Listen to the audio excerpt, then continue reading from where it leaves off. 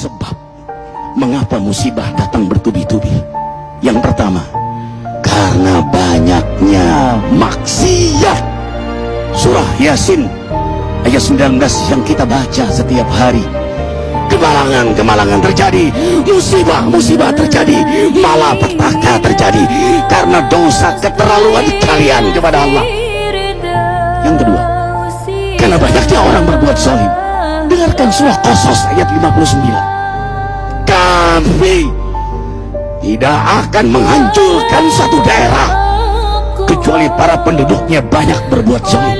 Anak durhaka pada orang tua, istri yang berani kepada suaminya, perampok, pembunuhan di mana-mana.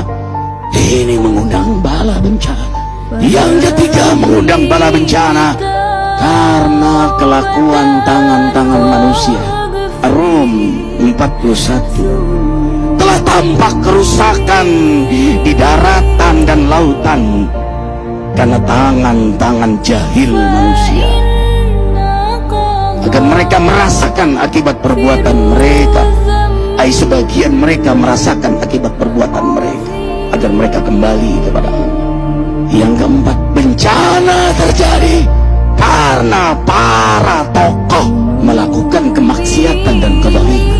Dengarkan dengan iman, wahai penduduk Indonesia yang mulia, bila kami ingin menghancurkan suatu negeri, kami perintahkan para tokohnya untuk taat kepada Allah, tapi mereka maksiat, tapi mereka berbuat zalim, tapi mereka khianat kepadaku dan kepada makhlukku.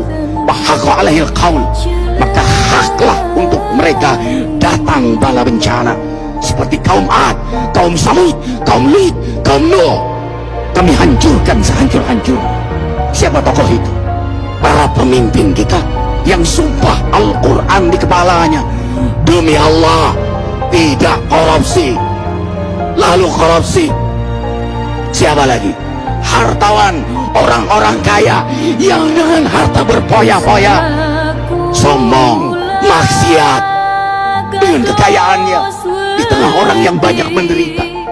Siapa lagi? Ulama yang menjual ayat-ayat Allah dengan murah. Subhanallah. Yang kelima, mengapa bala bencana terjadi? Karena orang-orang soleh, orang-orang baik diam melihat kemaksiatan dan kemungkaran. Surah Al-Anfal ayat 25. Takutlah kalian dengan musibah yang tidak hanya menimpa orang yang maksiat, orang yang berbuat zalim, tapi juga kalian orang-orang soleh. Maka masa bodoh dengan kemaksiatan bukanlah sikap seorang mukmin. Amar ma'ruf nahi mungkar adalah amal cerdas. Yang keenam, justru karena rahmat Allah, karena peringatan yang Allah hadirkan agar hadir mahkamah kesadaran kita. Ikhwah, dengarkan dengan iman surah Al-Baqarah ayat 155, 156, 157. Kami pasti uji kalian dengan sesuatu yang buat kalian takut lapar, takut miskin, takut kematian.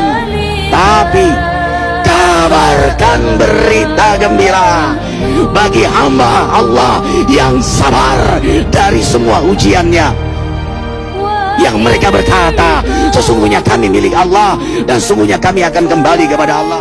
Yang terakhir, yang ketujuh, ada yang nanya, bagaimana yang maksiat yang selamat? Tenang-tenang saja. Yang berbuat zalim malah sukses. Di mana keadilannya? Allah Maha Adil. Dengarkan surah Hud ayat 15-16. Barang siapa mencari kesenangan dunia, lalu dia menghalalkan semua cara, apa kata Allah? Kami beri, tapi di akhirat tidak mendapatkan secuil pun kenikmatan, malah nikmat di dunianya menjadi bahan bakar azab untuk dirinya. Itulah istidrak. Lalu apa sikap kita sekarang? Orang beriman menjadikan peristiwa apapun sebagai jalan untuk mendekatkan dirinya kepada Allah.